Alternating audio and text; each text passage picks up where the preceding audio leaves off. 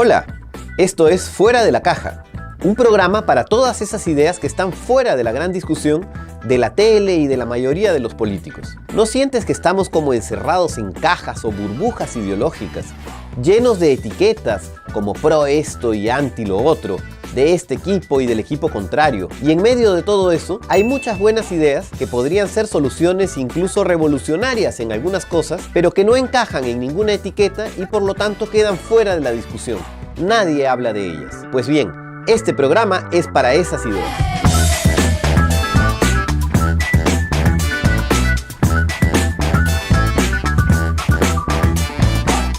Hoy toca hablar de un tema polémico, el impuesto a los súper ricos. Pero vamos con calma, porque siempre que alguien dice la palabra impuestos, la gente se pone nerviosa. Porque claro, nadie quiere pagar más impuestos. Primero lo primero, ¿por qué hablar de impuestos?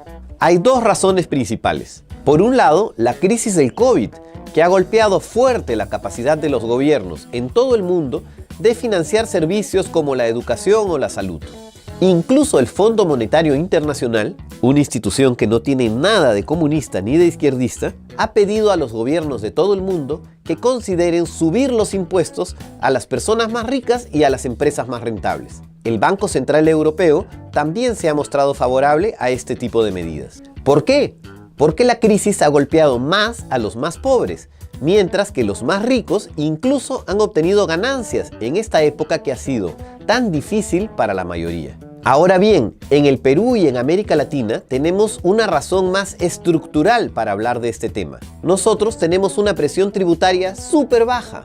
¿Qué es la presión tributaria? Dicho en simple, es la cantidad de impuestos que se pagan en un país en relación al tamaño de su Producto Bruto Interno. En el Perú, esta cifra es de entre 14 y 15%, una de las más bajas del mundo. En América Latina, el promedio es de 21%, y en los países más desarrollados de la OCDE llega al 34%, 20 puntos más que en el Perú. Por eso, nuestro Estado es tan débil y no tiene suficientes policías, médicos ni profesores. Además, nuestra estructura tributaria es bastante injusta.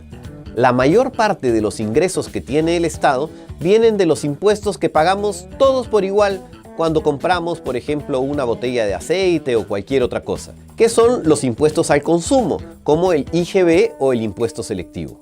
En cambio, los impuestos directos a la renta, que son aquellos donde pueden pagar más quienes más tienen, representan aproximadamente un tercio del total. En Europa, en Canadá o en países asiáticos como Japón, Corea del Sur, Singapur o la India, la estructura es exactamente al revés. La principal fuente de ingreso de los gobiernos son los impuestos directos que se pueden escalonar y no los impuestos al consumo que pagamos todos por igual. Para hacer este video hablé con Clelia Guerrero, representante de la Red Latinoamericana de Justicia Económica y Social, quien nos explica esta diferencia. Los impuestos se pueden clasificar de muchas formas, pero digamos que una de las más comunes es revisarlos como impuestos directos e indirectos. Los impuestos directos son los que caen sobre personas, sean estas personas naturales o personas jurídicas, es decir, empresas, compañías, mientras que los indirectos son aquellos que recaen sobre actividades, sobre transacciones. Por ejemplo, el IVA es un impuesto al valor agregado. Cuando se graban de forma directa las personas, normalmente la proporción del impuesto que las personas terminan pagando es relativo a alguna forma de riqueza, dígase renta, dígase patrimonio, etc. Mientras que los indirectos graban a todos por igual, es decir, que a quienes tienen menos les estarían afectando, entre comillas, un poco más. Es aquí donde entramos a la idea de un impuesto a los súper ricos. Ellos representan un porcentaje súper pequeño de la población, pero tienen recursos de sobra para aportar más y ser más solidarios. Porque no se trata de castigar la riqueza, como alguien de repente está pensando ahorita. No, los impuestos son, en el fondo, un tema de justicia social. Los que han tenido más oportunidades, ya sea por herencia o por cualquier otra razón, pueden aportar más para que quienes han nacido en familias más pobres también tengan buenas oportunidades en educación, en salud, en alimentación, en vivienda, etc. El impuesto a la riqueza que se está proponiendo es Bueno, sí, existen personas que tienen patrimonio muchísimo más altos que el salario mínimo. Entonces, esa brecha que es tan grande en América Latina, esta gran brecha que existe, esta gran desigualdad que existe en nuestra región y en el mundo también, hace que sea necesario generar impuestos específicos a este grupo mucho más afortunado para atender las necesidades asociadas con la crisis. Mientras el 90% de la población vio disminuida su capacidad adquisitiva. Para los multimillonarios, la riqueza creció en más del 40% en medio de la crisis. Y es ahí donde los impuestos a la riqueza deberían actuar para corregir un poco esa desigualdad en cuanto al impacto de la crisis y en cuanto al impacto o a la generación de oportunidades en general dentro de una sociedad. El impuesto a la renta empieza desde mucho más abajo. Casi un ciudadano promedio va a pagar el impuesto a la renta, mientras que el impuesto a la riqueza está en un umbral muchísimo más alto para que sean solamente los millonarios quienes paguen esto.